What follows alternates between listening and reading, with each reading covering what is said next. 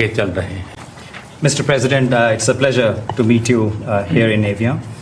We had an extremely productive meeting in Washington last year, and since then we have given new speed and new energy to our relations, and we are working together on a number of areas.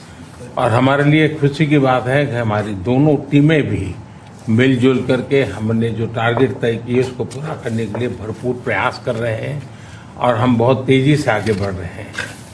And we are also happy that our teams have also been working in close coordination and engagement, and they have been working towards achievement of the targets that we had set for ourselves last year. Excellency, Paschim Asia में शांति के जो प्रयास में प्रगति हुई है, इसके लिए मैं आपका अभिनंदन करता हूँ। Mr. President, I commend you for your leadership on the progress that has been made in the efforts to restore peace in West Asia. आपके इन प्रयासों के कारण पश्चिम एशिया में शांति की एक नई किरण नजर आ रही है और हम आशा करते हैं कि चिरस्थायी शांति बनेगी। Thanks to your efforts, Mr. President, new hope for peace and stability in the region has been rekindled, and I'm confident that this will lead to a long-standing peace in the region. Excellency, आप और हम सभी इस बात से सहमत हैं कि हॉर्मुज का खुला रहना एक वैश्विक अर्थव्यवस्था के लिए बहुत ही अनिवार्य है।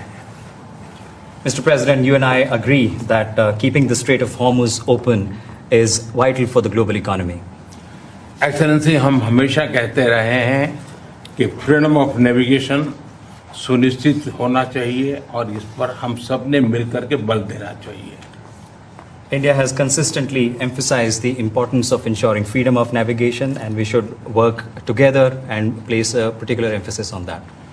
एक्सेलेंसी, आप जानते हैं कि मैरीटाइम ट्रेड की दुनिया में भारत के लाखों सी फेरर्स आज दुनिया के अलग अलग समुद्र में अपनी सेवाएं दे रहे हैं, विश्व की प्रगति में बहुत बड़ा योगदान दे रहे हैं और मैं समझता हूं कि उनकी सुरक्षा भी उतना ही महत्वपूर्ण है।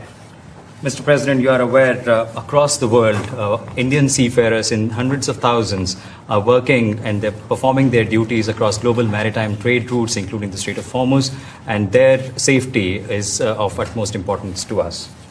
एक्सेलेंसी, समझौते के लिए शांति के प्रयासों में आपने भरपूर प्रयास किया है। मुझे पूरा विश्वास है कि समझौते में सीफेरर की सुरक्षा भी सुनिश्चित होगी और उसको प्राथमिकता मिलेगी। Mr. President, you made tremendous efforts towards reaching this understanding and this agreement, and I'm confident that the issue of seafarers will receive the highest priority during the implementation of this agreement. Excellency, मैं फिर एक बार पश्चिम Asia में शांति बहाल कराने के आपके भरसक प्रयासों का मैं पूरी प्रशंसा करता हूं और आपका अभिनंदन करता हूं। Mr. President, once again, I deeply appreciate and I deeply commend your efforts in ensuring the restoration of peace and making efforts towards restoration of peace and stability in West Asia. Thank you very much. Thank you. Thank you. Friends, thank you. Any questions? Thank you, Mr. President. We just heard the Prime Minister praise your efforts, peace efforts in the Middle Thank East. Do you think you can carry the momentum from the Iran deal over to securing an end to the war?